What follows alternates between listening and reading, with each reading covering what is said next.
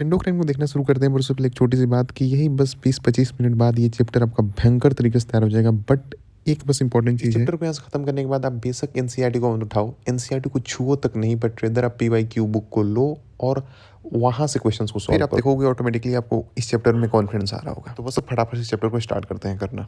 इसको अपन बोलते हैं पिट्यूटरी ग्लैंड के इस वाले पार्ट को बोलते हैं अपन इनफंडिबुलम। ये सेक्रेटरी नहीं होता है। पोर्टल सर्कुलेशन जब डायरेक्ट हार्ट से यहाँ पे ब्लड आ रहा है, इसके पास भी डायरेक्ट हार्ट से ब्लड आता है, बट ऑर्गन से होके जब ब्लड ऑर्गन से दूसरे ऑर्गन में जाता है, डायरेक्ट उस ऑर्गन के पास हार्ट से नहीं जाता, उसको अपन पोर्टल सर्कुलेशन बोलते हैं। यहाँ पे पोर्टल सर्कुलेशन है। ये हाइपोथैलेमिक न्यूरॉन जो होते हैं, ये दो तरह के हार्मोन आते हैं, ऑक्सीटोसिन और वेसोप्रेसिन, उसी को अपन एडीएच भी बोलते हैं। ये स्टोर यहाँ पे होता है और रिलीज होता है, ये खुद अपने आप में कोई फॉर्म नहीं करता है हार्मोन। एंटीरियर पिट्यूटरी को एडिनो हाइपोफाइसिस बोलते हैं, पूरे पिट्यूटरी को अपन हाइपोफाइसिस बोलते हैं। ये सेला टर्सिका के अंदर प्रेजेंट होता है, इसको एडिनो हाइपोफाइसिस बोलते हैं और इसको न्यूरो हाइपोफाइसिस बोलते हैं। एडिनो हाइपोफाइसिस का ही पार्ट होता है यहाँ पे जो इंटरमीडिया होता है, पार्स इंटरमीडिया। ठीक है, इंपॉर्टेंट चीज़ ये है एडीएच कहाँ काम करता है और हमारे पास एल्डोस्टेरोन कहाँ काम करता है। तो सर एडीएच जो होता है, सबसे पहली बात वाटर का रीएब्सॉर्प्शन कराता है from DCT NCT. From DCT NCT ADH जो होता है वो रीएब्सॉर्प्शन ऑफ वाटर कराता है। अगर ये किसी कारणवश कम बन रहा है तो इसकी वजह से वाटर लॉस होगा, वाटर रीअब्जॉर्ब नहीं हो पा रहा है, वाटर लॉस होगा यानी डिहाइड्रेशन होगा, और इसके वजह से डायबिटीज इंसिपिडस होगा। इसको टेस्टलेस यूरिन बोलते हैं ऐसे कुछ। ये बहुत ज़्यादा वाटर लॉस होता है इसके अंदर, डायबिटीज इंसिपिडस के अंदर। और मिलेटस के अंदर मीठा है, वो इंसुलिन वगैरह की वजह से होता है।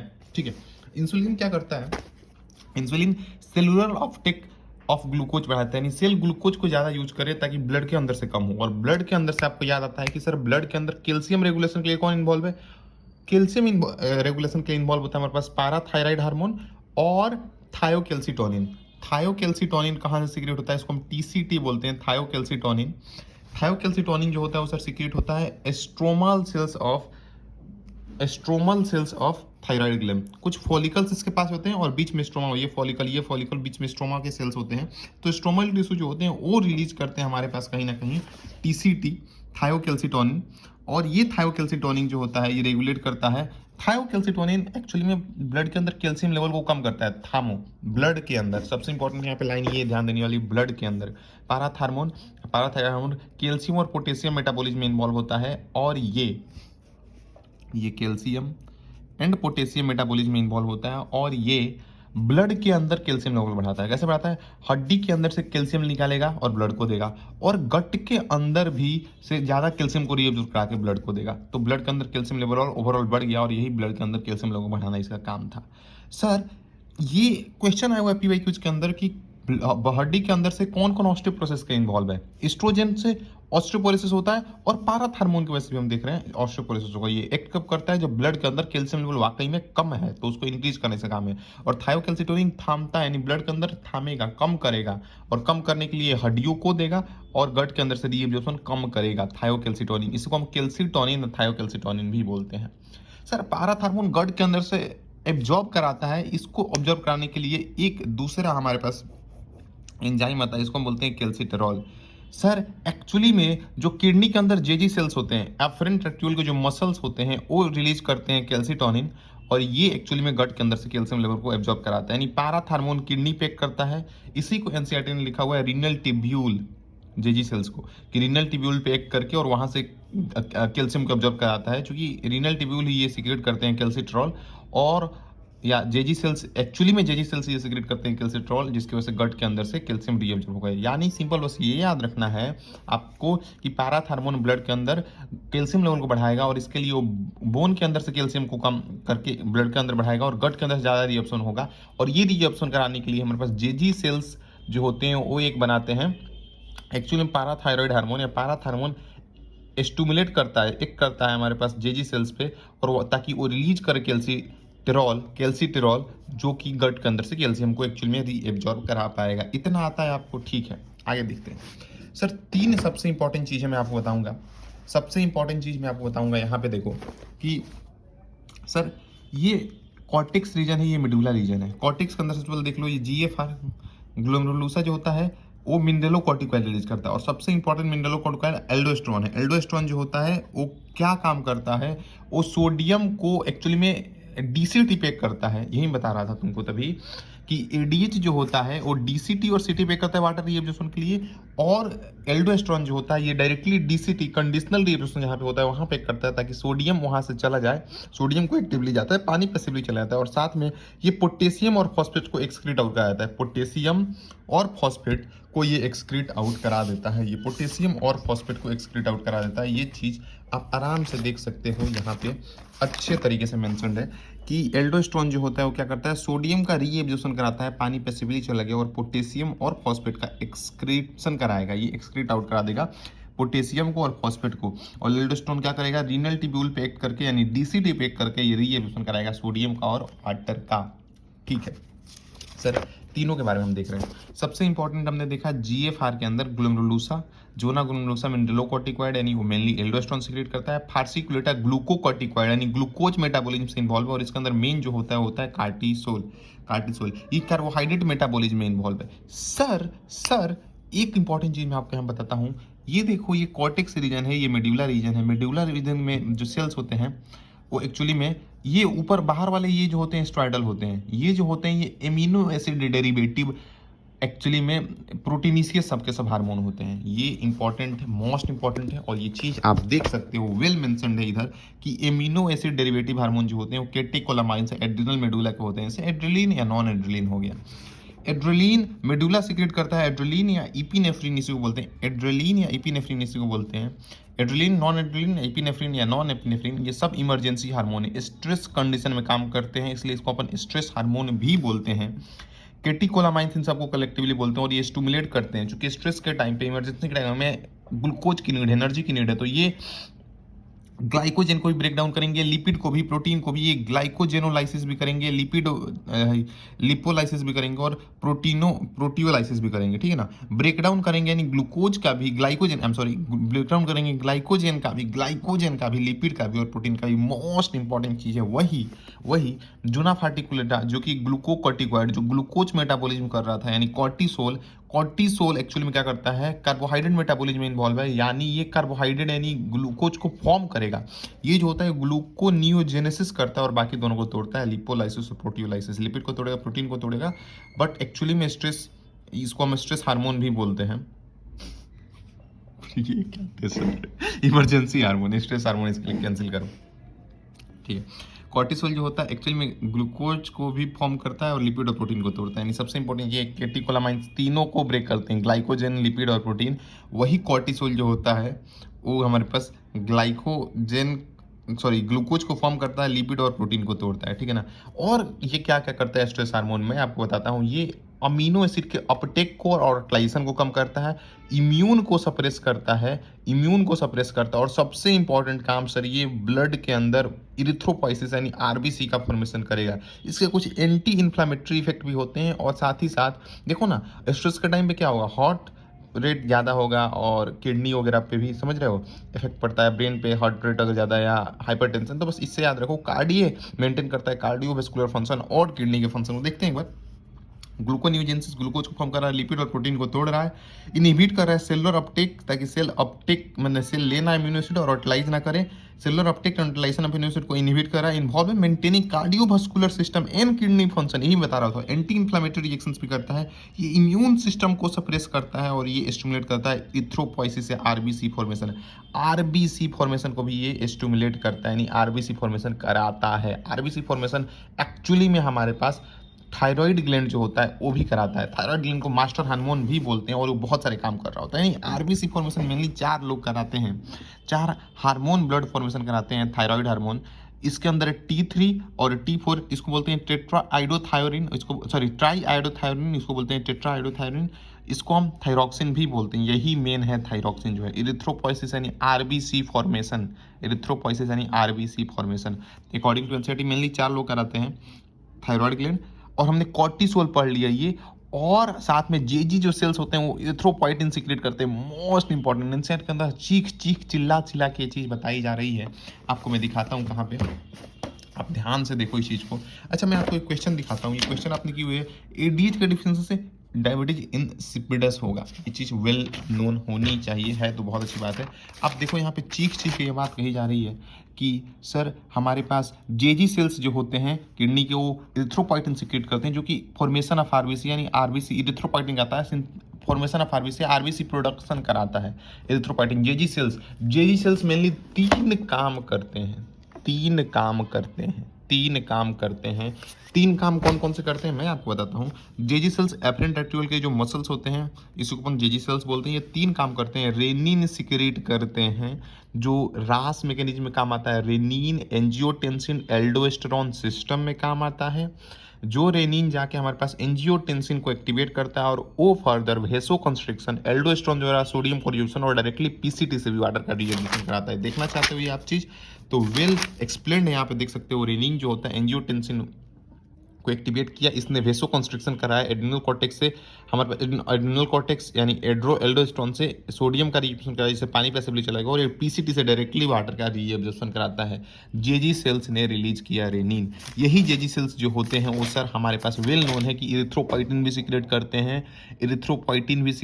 हैं, जो कि आरबीसी फॉर्मेशन कराता है। और यही मोस्ट इंपॉर्टेंट हमने अभी के अभी देखा कि कैल्सिटरॉल भी सिक्रेट करते हैं जेजी सेल्स, जो कि हमारे पास गट के अंदर से कैल्शियम का रीएब्जॉर्प्शन कराता है। एक बार देखते हैं यहाँ पे क्या लिखा हुआ है कि सर जेजी सेल्स जो होते हैं वो रेनिन, इरिथ्रोपोइटिन और कैल्सिस्ट्रोन तीन चीज़ें रिलीज करते हैं। रेनिन जो होता है वो रास मैकेनिज्म में काम आता है, ये पीवाईक्यू के अंदर ये भी पूछा गया है। इरिथ्रोपोइटिन जो होता है वो आरबीसी का सिंथेसिस करता है, ठीक है ना, ये टारगेट होता है बोन मैरो पे, जिसकी वजह से आरबीसी सिंथेसिस होता है। और कैल्सिट्रॉल जो होता है वो जीआई पे एक्ट करके फूड में से कैल्शियम का एब्जॉर्प्शन कराता है, यानी ये कैल्शियम होम्योस्टेसिस के अंदर इन्वॉल्व है। और कैल्शियम होम्योस्टेसिस कैसी होती है मैंने आपको अच्छे तरीके से अभी के अभी बता दिया। टीसीटी, थायोकेल्सिटोनिन और पाराथार्मोन, ये दोनों मिलकर रेगुलेट कर रहे होते हैं। इतना आपको समझ में आती है बात तो आप मेरे को हाँ बोलोगे, ठीक है। आगे मूव करते हैं। आगे जब मैं मूव करता हूँ तो मैं आपको ये बताता हूँ या ये बताते हुए पाया जाऊँगा कि सर सबसे इम्पोर्टेंट चीज़ हमारे पास जो यहाँ पे इनफंडीबुलम होता है, पिट्यूटरी के पास ये वाला पोर्शन जो होता है इसको अपन इनफंडीबुलम बोलते हैं। और ये हमारे पास थायराइड ग्लैंड के पास इसको हम बोलते हैं इस्थमस। ये ट्रेकिया के अराउंड प्रेजेंट होता है। मोस्ट इंपॉर्टेंट, ये दूसरी चीज मोस्ट इंपॉर्टेंट है, इस्थमस नाम याद रखो, पूछा जा सकता है पीवाईक्यू के अंदर कि ये इस्थमस है, ये ट्रेकिया मेंशन भी है। सर ये जो होता है थायराइड ग्लैंड, ये एंडोक्राइन लार्जेस्ट एंडोक्राइन ग्लैंड है, और ये पिट्यूटरी जो होता है ये स्मॉलेस्ट एंडोक्राइन ग्लैंड है। ये आपको वेल नोन है क्या, ठीक है, इतना आता है। ये लार्जेस्ट है, पिट्यूटरी ग्लैंड स्मॉलेस्ट है। सर इसके अंदर जो होता है सबसे इंपॉर्टेंट मैं बताता हूँ आपको, थायराइड ग्लैंड एक्चुअली में करता क्या है, इस पे आता हूँ। सबसे पहले तो ये देखो आप, थायराइड ग्लैंड का फंक्शन क्या क्या होता है। थायराइड ग्लैंड को मास्टर हार्मोन बोलते हैं, बहुत सारे काम करता है भाई। ये जो होता है इरिथ्रोपोइसिस करा रहा है, हमने अभी क्या भी देखा, अभी क्या भी जाना कि सर 4 लोग जो हैं वो इरिथ्रोपोइसिस करा रहे हैं। थायराइड हार्मोन करा रहा है, कॉर्टिसोल करा रहा है, जेजी सेल्स भी इरिथ्रोपोइटिन के थ्रू करा रहे हैं, और टेस्टोस्टेरोन एंड्रोजन भी कराता है, यानी ब्लड का फॉर्मेशन 4 लोग कराते हैं। थायराइड हार्मोन 4 हार्मोन कराते हैं, थायराइड हार्मोन, कॉर्टिसोल, एंड्रोजन और जेजी सेल जो कि इरिथ्रोपोइटिन के थ्रू करते हैं। Sir function of thyroid hormone, सबसे पहली चीज़ तो मैं जान गया हूँ कि इरिथ्रोपोइसिस कराता है। दूसरा ये हमारे पर लिए बीएमआर को मेंटेन करता है। बीएमआर टोटल एनर्जी जो हमें चाहिए, आप कितनी एनर्जी चाहिए दिन के अंदर, उसको हम बीएमआर बोलते हैं। तो बीएमआर को मेंटेन कर रहा है, यानी जिसके अंदर थायराइड ज़्यादा होगा उसके अंदर क्या हो जाएगा, वीकनेस आ जाएगी, वेट लॉस होगा, क्योंकि बीएमआर बढ़ चुका है, एक दिन के अंदर ज़्यादा एनर्जी यूज कर रहा है तो बीएमआर बढ़ चुका है, इसलिए बॉडी उसकी थीन हो जाएगी। ये मोस्ट इंपॉर्टेंट चीज़ थायराइड हार्मोन क्या करता है, टिश्यू डिफ्रेंसिएशन कराता है, मोस्ट इंपॉर्टेंट चीज़। क्योंकि आप ऐसे समझो इस चीज़ को, ऐसे सोचो वाकई में क्रिएटिज्म जो होता है, जिसके अंदर बच्चे जो होते हैं मेंटली रिटार्डेड होते हैं, उनके अंदर डेफ म्यूटिज्म होता है, यानी वो गूंगे बहरे होते हैं सर, उनके अंदर स्किन पिगमेंटेशन होता है, स्किन अच्छे से नहीं बना होता है। वो क्यों होता है, क्योंकि उनके अंदर टिश्यू डिफ्रेंसिएशन अच्छे से नहीं हो पाएगा। कब होगा, जब या तो प्रेगनेंसी के दौरान माँ के अंदर थायराइड हार्मोन कम है, या फिर बच्चे के अंदर प्यूबर्टी से पहले कम है। बच्चे के अंदर प्यूबर्टी से पहले कम है, तो भी आप देखोगे कि टिश्यू डिफिशिएंसी नहीं होता, उसका लो आईक्यू होगा, इंटेलिजेंस कम होगा, ये सारी चीज़ होगी।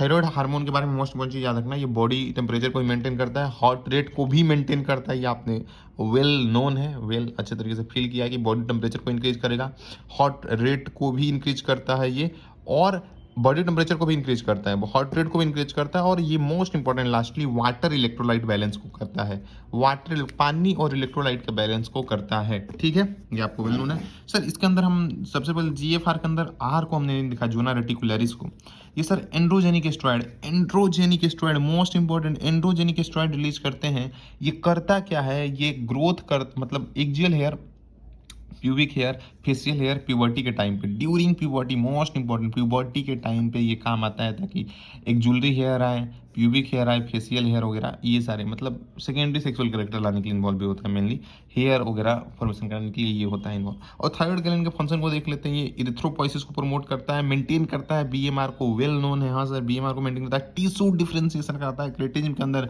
ये हमने वेल नोन है, इसीलिए सर टिश्यू डिफरेंशिएशन अच्छे नहीं हुआ, बॉडी टेम्परेचर को इंक्रीज करता है, हार्ट रेट को इंक्रीज करता है, थायराइड ग्लैंड हार्ट रेट को इंक्रीज करता है, बॉडी टेम्परेचर इंक्रीज करता है, और वाटर इलेक्ट्रोलाइट बैलेंस को करता है, most important and well known है। अब अगले इंपॉर्टेंट चीज पाते हैं सर, अगर मान लो कॉर्टेक्स के अंदर, ये हमारे कॉर्टेक्स है, कॉर्टेक्स जो है सर, अगर एड्रिनल कॉर्टेक्स का हार्मोन का प्रोडक्शन अच्छे तरीके से नहीं हो रहा, तो इसकी वजह से होता है हमारे पास एडिसन्स डिजीज, चूंकि under production hormone of adrenal cortex alter carbohydrate metabolism अच्छे से नहीं होगा, चूंकि यहाँ पे इन्वॉल्व थे ना, सोचो ना, फार्सिकुलेटर से आ रहा था कॉर्टिसोल, जो कि क्या कर रहा था, कार्बोहाइड्रेट मेटाबॉलिज्म कर रहा था, कार्बोहाइड्रेट मेटाबॉलिज्म अच्छे से नहीं होगा, इसकी वजह से हमें एक्यूट वीकनेस और फैटीग फील होगी, इसी को हम बोलते हैं एडिसन्स डिजीज। थायराइड ग्लैंड के, ये कॉर्टेक्स का डिजीज है, एड्रिनल कॉर्टेक्स के हार्मोन्स नहीं ले जो, इसकी वजह से कार्बोहाइड्रेट मेटाबॉलिज्म नहीं हो रही है, इसकी वजह से एक्यूट वीकनेस या फैटीग महसूस हो रहा है, और इसी को अपन बोलते हैं एडिसन्स डिजीज। अब अगले इंपॉर्टेंट चीज़ के बारे में आपको बताता हूँ, जो डिजीजेज हैं उनके बारे में आप जान लो, मोस्ट इंपॉर्टेंट सर डिजीजेज के बारे में आपको बताता हूँ। मान लो मैं निकालता हूँ, just give me a second sir. Disorders आप देख लो थायराइड ग्लैंड के क्या क्या है। सबसे पहले ग्वाइटर दो वजह से होता है, या तो थायराइड की कमी है या थायराइड ज़्यादा है। थायराइड की कमी से नॉर्मल ग्वाइटर होता है, और थायराइड ज़्यादा है तो इसकी वजह से होता है हाइपर थायराइडिज्म की वजह से होता है एक्जोप्थाल्मिक ग्वाइटर। एक्जोप्थाल्मिक ग्वाइटर को ही अपन ग्रेव्स डिजीज बोलते हैं। ग्रेव्स डिजीज या एक्जोप्थाल्मिक ग्वाइटर दोनों सेम है। इसके अंदर क्या होता है, एक ऑटो इम्यून डिसऑर्डर है, ये मोस्ट इंपॉर्टेंट। देखो hyper secretion of thyroid gland की वजह से तो हो सकता है, बहुत सारे डिजीज होते हैं, बट इसके अंदर हाइपर सिक्रेशन कैसे होता है, हो सकता है कि नोड्यूल्स बन चुके हैं थायराइड ग्लैंड, कैंसर हो गया है थायराइड ग्लैंड के अंदर, तो इसकी वजह से हमारे पास बहुत ज़्यादा मतलब हाइपर सिक्रेशन हो रहा है थायराइड हार्मोन का, ठीक है ना, थायरोक्सिन का। बट एक्चुअली में ग्रेव्स डिजीज या एक्थोल्थालुगेटर कैसे होते हैं, इनके अंदर जो एंटीबॉडीज होते हैं वो टीएसएच, थायराइड स्टिमुलेटिंग हार्मोन, जो कि पिट्यूटरी से आता है, उसको मिमिक करने लगते हैं, तो प्रोडक्शन करते रहता है कि ये मतलब उधर से एंटीबॉडी मिमिक करना, तो ये बहुत ज़्यादा प्रोडक्शन करते रहेगा थायराइड हार्मोन की, और इसी की वजह से मेनली जो होता है वो होता है ये वाला डिजीज, जिसको हम एक्जोप्थाल्मिक ग्वाइटर कहते हैं। एक्जोप्थाल्मिक आंखें इसके अंदर बाहर आ जाती हैं, ठीक है। एनीवे हम देखते हैं हमारे पास सिंपल ग्वाइटर क्यों होता है। सिंपल ग्वाइटर होता है हाइपोथायरॉयडिज्म की वजह से। सर सिंपल क्वाइटर इसके लिए मैं बता रहा था, आप पीडीएफ पढ़ो, दोनों पढ़ो, और साथ में एक लेक्चर जो बना हुआ है ओवरऑल जूलॉजी वाला, वो भी आप देख लो, उससे भी आपकी कॉन्सेप्ट बहुत अच्छी तरीके से बूस्ट हो रहे होंगे। तो सिंपल क्वाइटर कैसे होता है सर जी, आयोडीन की डिफिशियंसी की वजह से होता है, आपको वेल नोन है सर। आयोडीन की डिफिशियंसी, आयोडीन बॉडी के अंदर कम बन रहा है, तो सेल्स जो होते हैं उनको आयोडीन चाहिए ताकि थायराइड हार्मोन बने, तो उसके लिए वो आयोडीन को कैप्चर करने के लिए अपने साइज को इनलार्ज करते चले जाते हैं ताकि थायराइड मिले तो प्रोड्यूस करो, उसकी वजह से ग्वाइटर हो जाता है। और क्रेटिज्म क्यों होता है, मैंने बताया तुमको, ये हाइपोथायरॉयडिज्म की वजह से होता है, या तो प्रेग्नेंट फीमेल के अंदर कम है, और प्रेग्नेंट फीमेल के अंदर और मेनली वुमेन के अंदर अगर कम है तो इस वजह से मेंस्ट्रुअल साइकिल एबनॉर्मल होगा। इतना इंपॉर्टेंट ये हार्मोन है थायराइड हार्मोन। तो सर क्रेटिज्म जो होता है इसके अंदर, ये तो वेल नोन है, T3 T4 नहीं बनेंगे इसलिए खुद को बड़ा कर लेते हैं। सर ये देखो आप, क्रेटिज्म को हमने देखा है, ये दोनों हाइपो की वजह से हो रहे हैं, हाइपोथायरॉयडिज्म की वजह से, ये भी हाइपोथायरॉयडिज्म की वजह से। सर क्रेटिज्म जो हो रहा है वो हाइपोथायरॉयडिज्म की वजह से हो रहा है। इसके अंदर मैंने बताया अच्छे तरीके से कि low thyroid hormone during pregnancy before puberty इसके है, तो चाइल्ड होगा वो आईक्यू कम होगा, पुअर ग्रोथ होगा, मेंटल रिटार्डेड होगा, डीप म्यूटिज्म होगा, एबनॉर्मल स्किन होगा, सब बता दिया मैंने। और एक्सोप्थाल्मिक गोइटर के अंदर हाइपोथायरॉयडिज्म की वजह से होता है। इसके अंदर जो होता है एक्चुअली में एंटीबॉडीज मिमिक करने लगते हैं। ये एक ऑटोइम्यून डिसऑर्डर, एंटीबॉडी जो होते हैं वो मिमिक करते हैं एक्शन ऑफ TSH थायराइड, और इसकी वजह से एक्सोप्थाल्मिक आई जो होता है वो बाहर आ चुका है, ठीक है ना। तो इसकी वजह से एक्चुअली में ये वाला प्रॉब्लम होता है आपको, ठीक है। और मैं आपको और इम्पोर्टेंट चीज़ बताता हूँ, आप इधर आओ, आप ये देखो, सबसे इम्पोर्टेंट ये वाली चीज़। हार्मोन्स जो होते हैं वो कितने तरह के होते हैं? 4 तरह के हार्मोन हैं, ये हमको वेल नोन है। थायरॉयडल हार्मोन T3 T4 होते हैं। एस्ट्रॉयडल हार्मोन बस 2 होते हैं, ये मोस्ट इम्पोर्टेंट ध्यान रखना। एक 2 गोनाइड से आ रहे हैं, और एक जो होते हैं वो एड्रिनल कॉर्टेक्स से जा रहे हैं, वो कॉर्टिसोल हो गए। और जो होते हैं ये सारे होते हैं टेस्टोस्टेरोन, एस्ट्रोजन और प्रोजेस्टेरॉन। इसके अंदर ल्यूटेनाइजिंग हार्मोन नहीं है, वो पिट्यूटरी से आ रहा है, वो पेप्टाइड हार्मोन है। पेप्टाइड हार्मोन के अंदर वो सारे के सारे आ जाते हैं। और स्टेरॉयडल हार्मोन को बता दिया T3 T4, और एमिनो एसिड डिब्यूटिंग एपिनेफ्रिन, ये PY के अंदर पूछा हुआ है। एपिनेफ्रिन जो होता है एमिनो एसिड डेरिवेटिव होता है। और पेप्टाइड हार्मोन बाकी सारे हो गए, इंसुलिन, ग्लूकागोन, इन सब का एंटागोनास्टिक नेचर होता है, ठीक है ना। पिट्यूटरी हार्मोन हो गया, हाइपोथैलेमिक हार्मोन हो गया।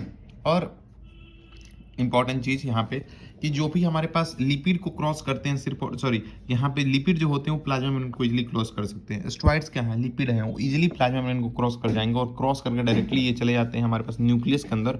और हार्मोन रिसेप्टर, इनके लिए हार्मोन रिसेप्टर कॉम्प्लेक्स न्यूक्लियस के अंदर होता है, यहाँ पे जाके फॉर्म करते हैं। इसी को PY के अंदर बोला हुआ है जीन हार्मोन कॉम्प्लेक्स, ठीक है ना। और ये फिर हमारे पास DNA से मतलब एक करके mRNA बनाएंगे जो प्रोटीन, और जो कि फिजियोलॉजिकल रिस्पॉन्स करेगा। आप जो भी हो सकता है, टिश्यू ग्रोथ कर सकता है, डिफ्रेंशिएशन कर सकता है, ठीक है। यहाँ पे ये यूटेराइन मेम्ब्रेन का, यूटेराइन सेल मेम्ब्रेन का एग्जांपल दिया हुआ है। वही यहाँ पिट्यूटरी, सॉरी, यहाँ पे ओवेरियन सेल मेम्ब्रेन का एग्जांपल दिया हुआ है। कोई भी हार्मोन आ रहा है, प्रोटीनेसिस हार्मोन है, ऑफ कोर्स प्रोटीनेसिस हार्मोन है। इसके बाहर सेल मेम्ब्रेन में रिसेप्टर होते हैं, या कि यहाँ प्रोटीन बाइंड मतलब नहीं क्रॉस कर सकते आप प्लाज्मा मेम्ब्रेन को, तो या कि यहाँ पे रिसेप्टर बाइंड करेगा। अब ये रिसेप्टर जो होगा वो सेकेंडरी एक रिस्पॉन्स जनरेट करेगा, सेकेंडरी मैसेज साइक्लिक AMP, और ये भी PYQ आया हुआ है, साइक्लिक AMP, ये PYQ आया हुआ है, कैल्शियम हो सकता है। सेकेंडरी मैसेज लेके जाएंगे, फिर बायोलॉजिकल रिस्पॉन्स होगा उनके अंदर कुछ, और फिर फिजियोलॉजिकल ग्रोथ मतलब रिस्पॉन्स होगा, जैसे कि ओवेरियन ग्रोथ हो रहा है, फिजियोलॉजिकल रिस्पॉन्स तब जाके सो होगा इसके अंदर, ठीक है। अब मैं आपको थोड़ा सा और इम्पोर्टेंट बताता हूँ, मोस्ट इंपॉर्टेंट है ये भी। सारे के सारे हार्मोन्स यहाँ से आपको क्लियर हो जाएंगे, जो भी अपार्ट फ्रॉम ये वाला पोर्शन, हार्मोन कौन कौन से होते हैं जो अलग अलग पार्ट से आते हैं, ठीक है। आ जाओ, ठीक है सर। सबसे पहले आप ये देखो, हाँ ये देखो, ये वाला आप अच्छे तरीके से, आप एकदम मैं क्लियर कर दूंगा। देखो सबसे पहले ये एकदम क्लियर रखो कि स्टोमेच से गैस्ट्रिन आता है, स्टोमेच से गैस्ट्रिन आता है, बाकी सारे हार्मोन्स डूडनम से आते हैं। स्टोमेच से जो गैस्ट्रिन आता है वो गैस्ट्रिक जूसेस का सिक्रेशन कराएगा और गैस्ट्रिक मोबिलिटी भी बढ़ाएगा। गैस्ट्रिक जूसेस यानी HCl और प्रोजेस्टेरॉन, सॉरी पेप्सिनोजेन, प्रोजेस्टेरॉन, वो तो कॉर्टिसोल बोल रहा हूँ, सॉरी, वो स्टेरॉयडल हार्मोन है, कॉर्टिसोल भी स्टेरॉयडल हार्मोन है, ठीक है। तो यहाँ पे गैस्ट्रिन जो होता है ये प्रोमोट करता है गैस्ट्रिक जूस सिक्रेशन को और गैस्ट्रिक मोबिलिटी को बढ़ाता है। वही बाकी सारे हार्मोन्स जो होते हैं इसके डायरेक्ट एंटागोनिस्टिक एंटेरोगेस्ट्रॉन होता है, जिसको हम GIP बोलते हैं। इसको हम बोलते हैं गैस्ट्रिक इनहिबिटरी पेप्टाइडेज, देख रहे हो, गैस्ट्रिक इनहिबिटरी पेप्टाइडेज अपन इसको बोलते हैं। और ये एंटेरोगेस्ट्रॉन क्या करता है, ये गैस्ट्रिक मोबिलिटी को कम करता है, और गैस्ट्रिक मोबिलिटी को कम करता है, और गैस्ट्रिक सिक्रेशन को भी स्टॉप करता है, और गैस्ट्रिक मोबिलिटी को भी स्टॉप करता है। और यही यहाँ पे आ जाते हैं कोलिसिस्टोकाइनिन, पेनक्लोजामिन। कोलिसिस्टोकाइनिन, कोलिसिस्टो यानी सिस्टिक डक्ट, गॉल ब्लैडर को मतलब गॉल ब्लैडर से बाइल सिक्रेट कराएगा, गॉल ब्लैडर को कॉन्ट्रैक्ट करेगा, एक्चुअली में ऐसे ध्यान रखो, गॉल ब्लैडर को कॉन्ट्रैक्ट करेगा। और ये पेनक्लोजाइमिन, पेनक्रियाट से एंजाइम रिलीज कराएगा, ये एंजाइम रिलीज कराता है पेनक्रियाट से, ठीक है ना, पेनक्रियाटिक जूस से। और सिक्रेटिन पहला डिस्कवर्ड हार्मोन है, और सिक्रेटिन तीनों पे एक्ट करता है। सिक्रेटिन के 3 काम है, GIP वाला काम भी करता है, यानी गैस्ट्रिक इनहिबिटरी पेप्टाइडेज का काम करता है, और ये बाइकार्बोनेट रिलीज कराता है पेनक्रियाज से, और ये साथ में लीवर पे एक्ट करके बाइल जूस रिलीज कराता है। ये PYQ के अंदर पूछा हुआ है कि बाइकार्बोनेट कौन रिलीज कराता है, सिक्रेटिन, और कोलिसिस्टोकाइनिन जो होता है वो एंजाइमेटिक पार्ट को रिलीज कराता है। तो ये नो पेनक्लोजाइमिन एंजाइम पेनक्रियाज से ये रिलीज कराएगा, और सिक्रेटिन जो होता है बाइकार्बोनेट आयन और साथ में वाटर वगैरह रिलीज कराता है, ताकि इधर जो हो काइम आ रहा है एसिडिक काइम उसे डैमेज ना हो। और सिक्रेटिन जो होता है ये बाइल सिंथेसिस को प्रमोट करता है, और कोलिस्टोकाइमिन जो होता है वो गॉल ब्लैडर का आता है। एक बार सारी चीज़ों को मैं वेल तरीके से आपको बना के देता हूँ, एकदम क्लियर हो जाएगा। सर गैस्ट्रिक ऐसे समझो आप, बस यहाँ फोकस करो। गैस्ट्रिक क्या करता है, गैस्ट्रिन क्या करता है, गैस्ट्रिन क्या करता है, एस्ट्रोमेट से आ रहा है।